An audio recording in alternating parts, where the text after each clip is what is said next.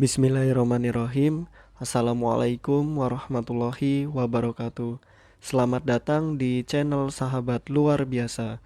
Channelnya orang-orang luar biasa. Apa kabar teman-teman? Mudah-mudahan sehat selalu dan selalu dalam rahmat dan lindungan Allah Subhanahu wa taala. Amin ya robbal alamin. Bagi teman-teman yang baru menemukan channel ini, agar tidak ketinggalan informasi yang insya Allah menarik dan bermanfaat, jika berkenan silahkan like, komen, dan bagikan video ini, serta subscribe dan nyalakan tombol notifikasinya. Syukron jazakumullah khairan. Alhamdulillahillazi bini'matihi tatimus solihat. Segala puji hanya milik Allah, yang dengan segala nikmatnya segala kebaikan menjadi sempurna.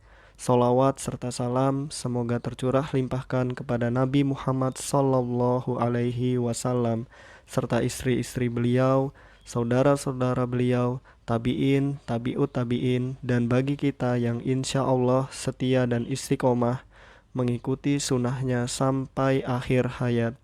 Amin ya robbal alamin. Rabbi syrohli sodri wa yasirli amri wahlul uqdatam min lisani yafqahu qawli.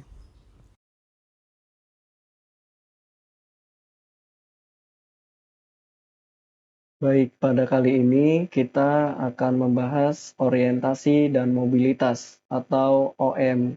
Nah, ini adalah program khusus bagi anak tunanetra ya teman-teman. Nah, sebelum ke orientasi dan mobilitas, kita ke pra-orientasi dan mobilitas terlebih dahulu. Nah, pra-orientasi dan mobilitas adalah rangkaian kegiatan yang menyangkut pengembangan keterampilan orientasi dan mobilitas untuk bayi tunanetra sampai anak menjelang usia 5 tahun.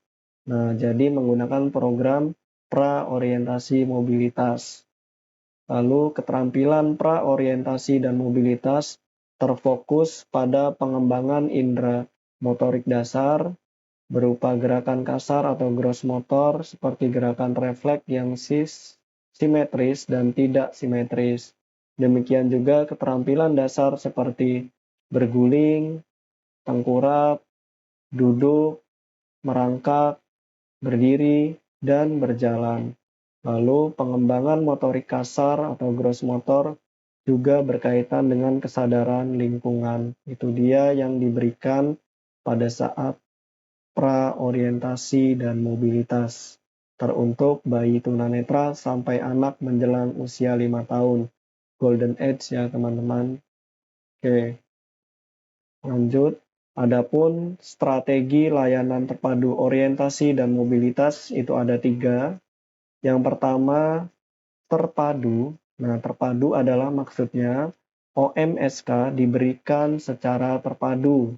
Nah, pada mata pelajaran tertentu dengan alokasi waktu dan guru mata pelajaran yang sama. Nah, sebagai materi pembelajaran orientasi dan mobilitas masuk ke dalam mata pelajaran untuk dikembangkan. Nah, jadi seperti tematik ya teman-teman, digabungkan, POM-nya itu dipadukan ke materi pembelajaran.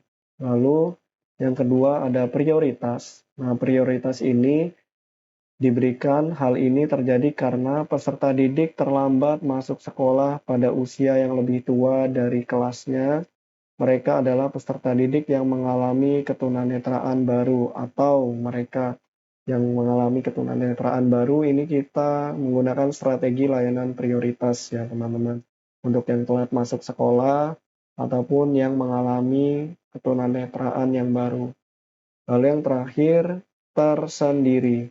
Nah, jadi OMSK diberikan secara terpisah dari mata pelajaran yang lain dengan alokasi waktu dan guru khusus. Nah, ini biasanya digunakan di sekolah-sekolah ya teman-teman. Strategi layanan terpadu OM-nya itu tersendiri. Jadi, guru penanggung jawab keterampilan kekhususan merencanakan dan melaksanakan pembelajaran secara langsung dan tersendiri yang disesuaikan dengan umur, perkembangan, dan kebutuhannya. Jadi di sini sudah saya singkat untuk mengingat ada Rio sendiri, terpadu prioritas sendiri. Seperti itu ya teman-teman. Lalu ada langkah-langkah keterampilan OM. Nah, ada 4. Yang pertama, analisa tugas. Yang kedua, menetapkan tujuan. Yang ketiga, implementasi. Yang keempat, mengurai tujuan jadi bagian-bagian kecil. Nah, di sini sudah saya singkat untuk mengingat. Ada antuk, tujuan, implementasi, mengurai. Antuk, analisis tugas, tujuan, menetapkan tujuan, implementasi, dan mengurai tujuan jadi bagian-bagian kecil. Lalu ada jenis konsep yang berhubungan dengan OM. Menurut Hill dan Blas tahun 1980 dalam Sunanto tahun 2005. Nah, mengklasifikasi jenis-jenis konsep terutama berhubungan dengan keterampilan, orientasi, dan mobilitas menjadi 3 kategori utama, yaitu yang pertama ada konsep tubuh atau body concept, yang ketiga ada konsep ruang yaitu spatial concept, yang ketiga ada konsep lingkungan environmental concept. Nah, jadi ada tubuh, ruang, lingkungan, TRL, turuling. Nah, tubuh, ruang, lingkungan. Itu konsep yang berhubungan dengan orientasi dan mobilitas ya teman-teman. Mudah-mudahan sampai di sini dapat diingat dan dipahami. Nah, di sini ada beberapa teknik dalam orientasi dan mobilitas ya teman-teman. Yang pertama ada teknik dasar pendampingan awas. Nah, di sini seseorang harus memulai dengan melatih metode dasar beberapa kali pada rute sederhana dan aman yang telah dipilih. Jika metode yang biasa digunakan oleh seorang tunanetra ketika dibimbing merupakan sesuatu yang aman dan efisien, maka gunakanlah hal itu. Lalu yang kedua, menerima atau menolak ajakan. Nah, siswa merespon ajakan pendamping yang menarik tangannya dengan cara melemaskan dan mengangkat tangannya ke arah bahu yang berlawanan dengan posisi kaki tetap di tempat. Lalu yang ketiga, ada upaya preventif. Nah, ini pendamping berjalan 1 atau setengah langkah di depan tunanetra agar dapat memperkirakan bahaya yang potensial dan mengambil tindakan preventif. Lalu yang keempat, cara tunanetra memegang pendamping awas. Nah, setelah mendapat kontak dari pendampingannya dan sentuhan, tunanetra segera memegang dengan erat lengan pendamping di atas siku. Ingat ya teman-teman, di atas siku. Lalu ibu jari tunanetra berada di sebelah luar lengan dengan pendamping dan jari-jari yang lain berada di sebelah dalam dengan lengan dari pendamping. Nah, jadi ibu jarinya itu berada di luar, nah jari-jari yang lain berada di dalam lengan pendamping. Jadi seperti menggenggam lengan pendamping, seperti itu teman-teman. Lalu lengan tunanetra tetap lentur pada siku, lentur saja, jangan tegang. Nah, sedangkan lengan tunanetra tetap rapat pada badannya. Nah, lalu adapun posisi tunanetra dengan pendamping. Nah, di sini posisinya tunanetra harus berposisi setengah langkah. Nah, di belakang pendamping awas.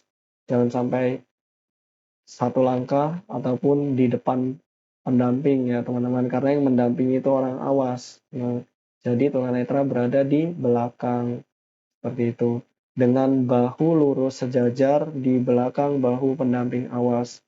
Nah, lalu penting bagi tunanetra untuk diperhatikan agar tetap menjaga lengan atasnya rapat dengan badan terutama dalam berjalan dan membelok ke kiri atau ke kanan maupun dalam kembali. Hal ini untuk menghindari gerakan yang berlebihan dari pendamping. Nah, adapun jalan dengan pendampingan awas ada 8. Yang pertama, teknik membuat kontak. Yang kedua, melalui jalan sempit atau tempat yang padat orang, lalu berjalan melalui pintu tertutup, lalu teknik naik dan turun tangga, lalu duduk di kursi, masuk mobil, berbalik arah, dan pindah pegangan. Itu dia 8 jalan dengan pendampingan awas ya teman-teman, teknik pendampingan awas. Nah, yang pertama, membuat kontak. Bagaimana cara kita membuat kontak? Untuk membuat kontak dengan seorang tunanetra atau mengajak tunanetra nih, bagi teman-teman yang awas, ada adabnya, tidak langsung main tarik saja, meskipun tujuannya baik, tapi tetap ada adabnya ya teman-teman. Nah, yang pertama, pendamping awas harus menyentuh tangan tunanetra dengan punggung tangannya. Nah, seperti di gambar sebelah kiri ini ya teman-teman, menyentuh dengan punggung tangannya, kita sentuh terlebih dahulu punggung tangannya. Nah, apabila tunanetra yang akan mengajak pendamping awasnya, nah apabila kebalikannya ya, misalnya tadi kan orang awas nih, nah menyentuh punggung tunanetra. Lalu bagaimana apabila tunanetra yang mengajak? Nah, di sini apabila tunanetra yang akan mengajak pendamping awasnya, maka tunanetra dapat pula menyentuhkan tangannya atau dengan ucapan. Nah, jadi kalau yang awas ke tunanetra itu punggung tangan, kalau yang tunanetra ke awas itu dapat menyentuhkan tangannya atau dengan ucapan. Lalu di sini balik lagi ke orang awas ke tunanetra, lebih dahulu pendamping menyentuh punggung telapak tangan tunanetra, lalu kontak dapat dilakukan oleh pendamping awas ataupun tunanetra. Nah, jika tunanetra yang mengajak, jika tunanetra yang mengajak, tunanetra dapat mengajak pendamping baik dengan lisan maupun dengan sentuhan tangan. Tadi sudah disebutkan ya teman-teman, dengan lisan ataupun sentuhan tangan. Sedangkan jika pendamping awas yang melakukan kontak, maka pendamping awas dapat menyentuh punggung tangan tunanetra dan dibarengi dengan ajakan lisan. Jadi kita sentuh dulu, baru Assalamualaikum, mohon maaf, apakah bisa saya bantu? Apakah ada yang bisa saya bantu? Seperti itu ya teman-teman. Jadi tidak langsung tarik, langsung seberangin. Nah, kenapa seperti itu? Karena kan posisinya kalau tunanetra itu misalkan seperti kita saja mati lampu nih. Misalnya kita mati lampu dalam keadaan gelap gitu. Tiba-tiba ada yang menyentuh dan menarik. Nah, gimana? Pasti serem banget kan kondisinya. Nah, seperti itulah ketika teman-teman langsung menarik tanpa mengucapkan lisan, tanpa menyentuh punggung tangan tunanetra. Nah, jadi malah kaget, niatnya baik, tapi harus dilakukan dengan cara yang baik juga ya teman-teman. Jadi kita sentuh dulu punggung tangannya, bagi yang muslim ya kita ucapkan salam, lalu kita tawarkan bantuan, seperti itu. Jadi, lalu kemudian tunanetra, setelah itu tunanetra segera memegang lengan pendamping dengan erat, tetapi tetap rileks, sedikit di atas sikut ya teman-teman. Nah, tadi ibu jari tunanetra berada di sebelah luar dan jari-jari yang lain berada di sebelah dalam lengan pendamping.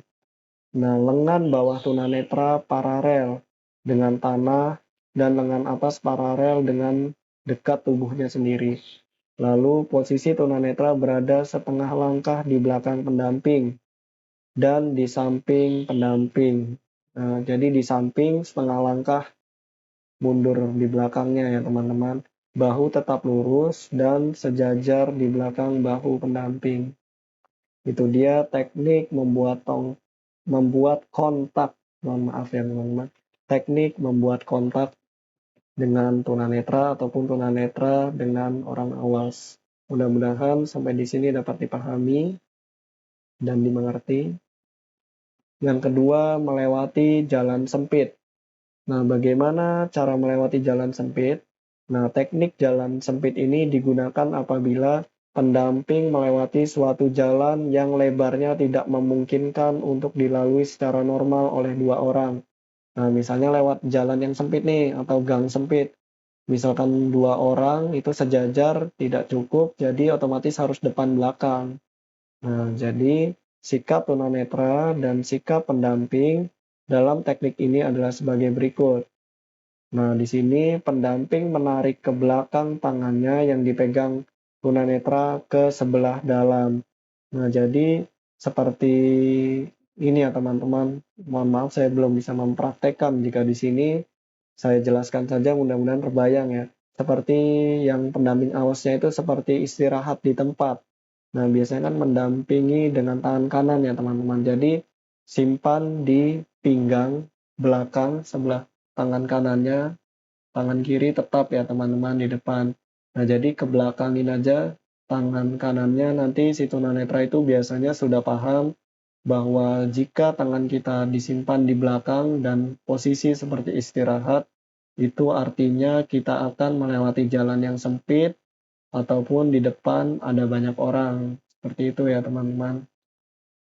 Lalu dari si tunanetranya dia memberikan respon dengan meluruskan tangannya yang memegang lengan pendamping. Nah, jadi tunanetranya yang tadinya jaraknya setengah langkah itu akan memposisikan tangannya lurus memegang pendamping. Nah, jadi tangannya lurus ke belakang. Nah, lalu sehingga posisi badan tunanetra berada tepat di belakang, tidak lagi di samping. Nah, jika jalan pendampingan biasa kan jalan biasa itu di samping ya, setengah langkah. Apabila melewati jalan sempit atau melalui banyak orang, itu akan posisi tunanetra tepat berada di belakang pendamping dengan jarak satu langkah penuh. Nah, jadi nambah setengah lagi ya teman-teman. Yang tadinya setengah langkah, jaraknya menjadi satu langkah penuh. Seperti itu. Oke, yang kelima, duduk di kursi. Nah, ini gambarnya ya teman-teman. Untuk teknik duduk di kursi itu untuk anak tunanetra ketika kita membantu tidak langsung kita dudukkan ya teman-teman, tapi lagi-lagi ada adabnya. Maka dari itu penting ilmu sebelum amal. Kita cari tahu dulu ilmunya baru mengamalkan. Nah, untuk duduk di kursi, nah, pertama kita mempersilahkan duduk. Nah, kita rabakanlah tangannya ke sandaran atau tangan kursi. Nah, seperti ini ya teman-teman. Kita rabakan tangan tunanetra tersebut ke sandaran atau ke tangan kursi jika ada tangan kursinya ya. Misalkan ada tangan kursinya seperti itu. Jika tidak ya kita rabakan saja ke sandarannya. Nah, maka selanjutnya dia dapat mencari sendiri tempat duduknya. Nah, nanti dicari tuh sama anak tunanetra atau tunanetra tersebut biasanya. Lalu ya yang perlu menjadi catatan, jangan berusaha memposisikan pantatnya ke tempat duduk itu. Seperti itu ya teman-teman. Jadi rabakanlah dulu tangannya ke sandaran atau tangan kursi untuk memastikan bahwa yang dipegang adalah kursi dan dapat dipastikan kursi itu kosong. Lalu tempat duduknya juga dirabakan, tidak ada benda-benda yang menghalangi atau bahkan berbahaya. Jika sudah dirasa aman, kursi itu kosong dan aman, maka tunanetra bisa dengan perlahan duduk. Nah, di sini ada teknik pindah tangan ya teman-teman. Pertama, kemungkinan perpindahan ini dikehendaki atau atas permintaan tunanetra. Nah, misalkan yang tadinya kita mendampingi dengan tangan kanan, tiba-tiba misalkan sudah lama nih, udah capek tangan kanannya, tunanetranya ataupun pendampingnya. Nah, tunanetranya itu bisa meminta atau request pindah tangan yang tadinya tangan kanan ke tangan kiri misalkan. Dikarenakan ya ada saja alasan tertentu ya. Misalnya capek atau ada keinginan lain. Nah, misalnya kendaraan itu posisinya kan di kanan ya, misalnya kita jalan di trotoar. Nah, misalkan supaya lebih aman, si tunanetranya kita pindahkan di sebelah kiri kita, seperti itu. Maka bisa dilakukan perpindahan tangan. Nah, kedua perpindahan tangan bisa terjadi. Nah, bisa permintaan atas pendamping karena alasan-alasan tertentu. Jadi, bisa atas permintaan tunanetra ataupun pendamping. Fleksibel saja ya teman-teman. Yang penting keduanya nyaman. Baik itu pendamping ataupun dari tunanetra itu sendiri. Nah, misalnya, nah ini ya ada alasan yang baik ini, misalkan alasan keamanan atau juga karena alasan lelah, seperti itu. Lalu ada teknik menyeberang jalan. Nah, kita bisa menuntunnya dengan membiarkan dia memegang lengan Anda. Nah, dan Anda berjalan setengah langkah lebih dulu. Tetap ya teman-teman, menyeberang jalan jaraknya setengah langkah, seperti itu. Baik teman-teman, Mungkin itu saja yang dapat saya bagikan. Apabila ada kebenaran, pastikan itu datangnya dari Allah Subhanahu wa Ta'ala, dan apabila ada kesalahan, pastikan itu datangnya dari saya. Maka, apabila ada kebenaran, mohon doakan kebaikan, dan apabila ada kesalahan, mohon dimaafkan dan diingatkan. Syukron, jazakumullah khairan. Allahumma inni as'aluka ilman nafi'an wa rizqan thayyiban wa amalan mutaqabbalan. Subhanakallahumma wa bihamdika asyhadu an la ilaha illa anta astaghfiruka wa atubu ilaik. Wassalamualaikum warahmatullahi wabarakatuh.